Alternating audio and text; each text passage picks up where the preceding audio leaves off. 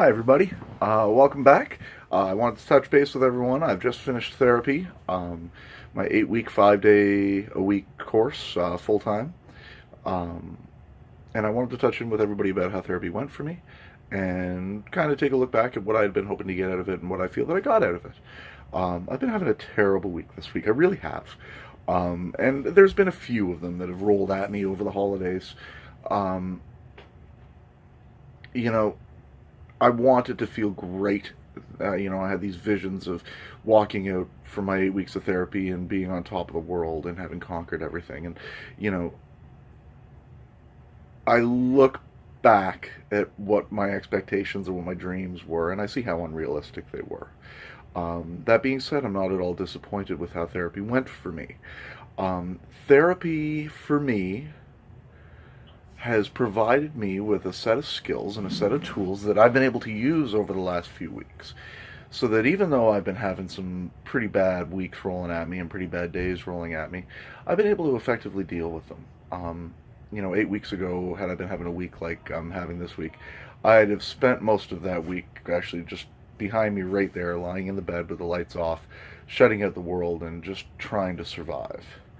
This week, however, I've been out playing with my kids, I've been going to class, I've been doing chores, and I've been existing, at least on, a normal day-to-day basis. It hasn't been easy, but I've been able to get through those days without having to resort to hiding back here.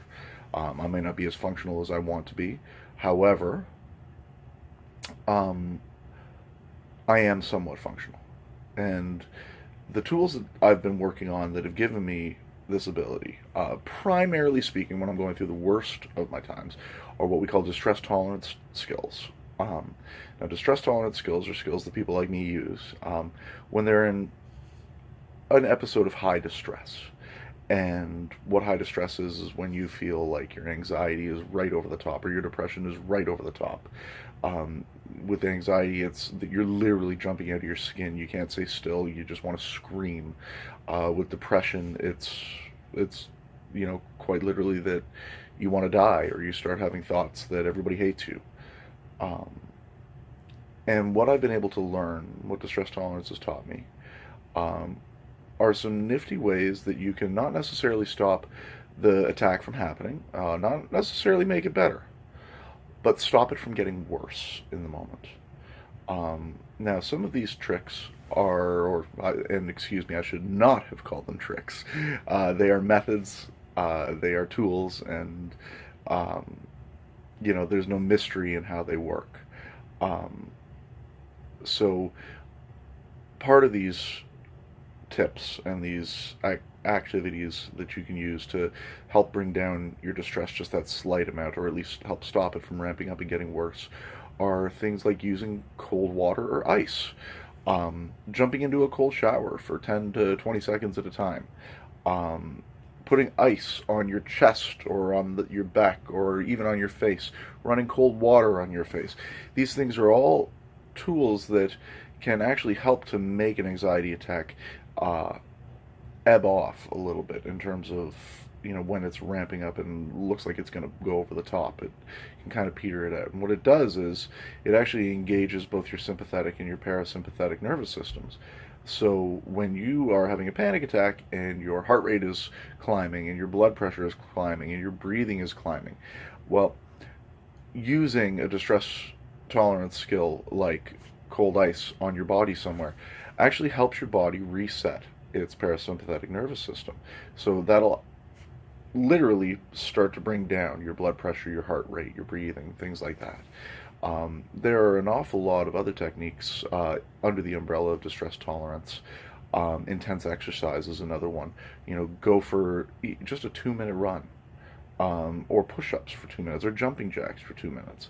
And again, these are all tools that when you're in a panic attack, they're not going to make the attack go away. They're not going to make it a whole bunch better, but they'll stop it from getting worse. And they'll allow you to use further skills that I've learned throughout my therapy to start reasoning and finding my way through that attack, and hopefully to get over it before it takes me over and before I end up in bed. And as hard as this week has been, I've stayed out of this bed this week. And that is thanks to the training that I've received and the therapy that I've received. So I finished this round of therapy and I was kind of up in the air. I didn't know what was next, um, in terms of my mental health and the treatment that I was going to be receiving. But as it turns out, they've got me into another therapy group starting on, I believe, the 16th of January. This is called the Intensive Outpatient Program, and it runs at the hospital 3 days a week, 2 hours a day. So it's less intensive in terms of hours. It also focuses a little bit more on cognitive behavioral therapy rather than dialectical behavioral therapy. Semantics, I think, for most people watching it, but for somebody like myself, it's the difference between trying to accept your bad thoughts and live a good life with them, and trying to push past your bad thoughts and live a good life.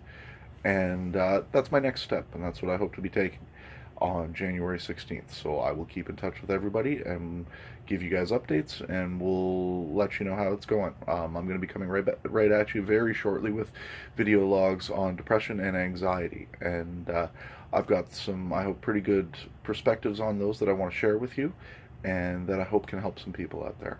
So thank you for tuning in, and we'll talk soon.